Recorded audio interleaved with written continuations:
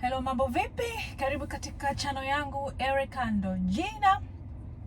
Bado tunaendelea na mambo ya michezo ya mipira yanayoendelea.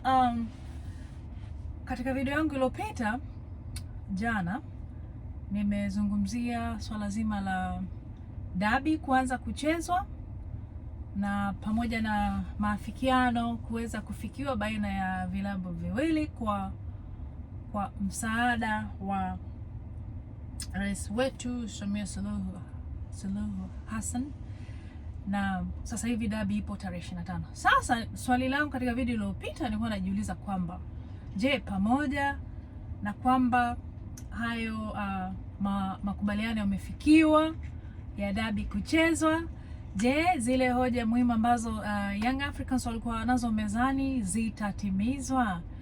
Na basi swali langu limejibiwa, na ni kwamba sasa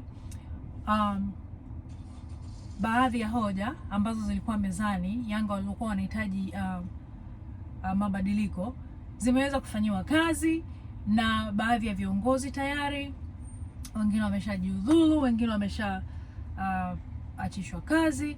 Kwa hiyo mimi sitotaja majina mnafahamu, na bado prosesi nyingine zinaendelea. Kwa hiyo tu nataka kusema kwamba safi sana kwa klabu ya Yanga kwa kuwa na msimamo wenye uweledi. Pale mlipoona tatizo mmeweza kusimama na kuja, na naamini kwamba hii sio tu kwa ajili ya klabu ya Yanga bali ni kwa ajili ya mpira wa Tanzania na ni kwa ajili ya vilabu vingine. Unajua kama wanavyosema kwamba Bwana Yesu aliteseka kwa ajili ya wanadamu wote. Alikuwa yeye peke yake, akasimama yeye na akaweza kuteswa, akapata mateso mengi sana, akapata kejeli nyingi sana, akapata matusi, akapigwa. Mwisho wa siku alikuwa anafanya yote yayo kwa ajili ya kumuokoa mwanadamu, kwa ajili ya kutukomboa sisi wanadamu. Sasa mfano unaweza kutolea kwa Yanga ile simama. Akaamua sasa wakati umefika hapa, sasa ni wakati wa kusimama na kusimamia kanuni, kwa sababu sasa hivi hatuwezi kuendesha clubs kwa mihemuko, kwa mazoea, kwa ukiritimba, kwa kutojiamini, kwa kutokuwa na viongozi wenye uweledi, wasiokuwa na misimamo, wanaopelekeshwa tu. Kwa ikafika wakati Yanga ikaona hapana, hatuwezi tukaendesha vilabu kwa namna hii, na viongozi waliopo hawafai, na kama hawafai basi wanatakiwa wajiengue. Kwa hiyo Yanga akaamua kusimama yeye kidedea, na kweli wamepata kejeli sana, lakini yote hayo tuyache.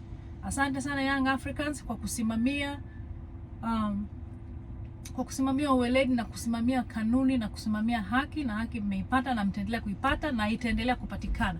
Kwa hiyo wale wote walikuwa wanafanya kazi kwa mazoea, kwa mazoea, kwa miamko, bila kutumia kanuni na uweledi, basi sasa hivi unaweza kuanza wakati kila mtu atakuwa yuko makini kusema kwamba nitakapofanya hivi vitu ambavyo havieleweki bila kufuata kanuni, basi nitashikiliwa, I'll be held accountable.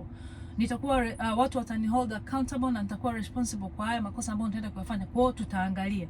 Unajua kuna makosa ya kibinadamu yanatokea mara moja unajirekebisha, lakini yale yanayojirudia hapana, ile ilikuwa sio kosa tena, hiyo ilikuwa ni makusudi. Kwa hiyo well done Young Africans, tuendelee kusimama na kuweza kuboresha kazi zetu tunazofanya, kuboresha zile kazi ambazo tunatumwa na wananchi, kwa sababu kwa hiki ambacho kimetokea naamini kwamba hata timu nyingine zitakuwa zimejifunza kwamba mmemwachia tu Yanga tu peke yake asimame na amekomboa nyinyi. Kwa hiyo inabidi mtume asante kwa Yanga, inabidi mtume asante. So anyways, kuna video itafuata hapa, nitakuja kuangalia, nitaangalia swala zima la wachambuzi.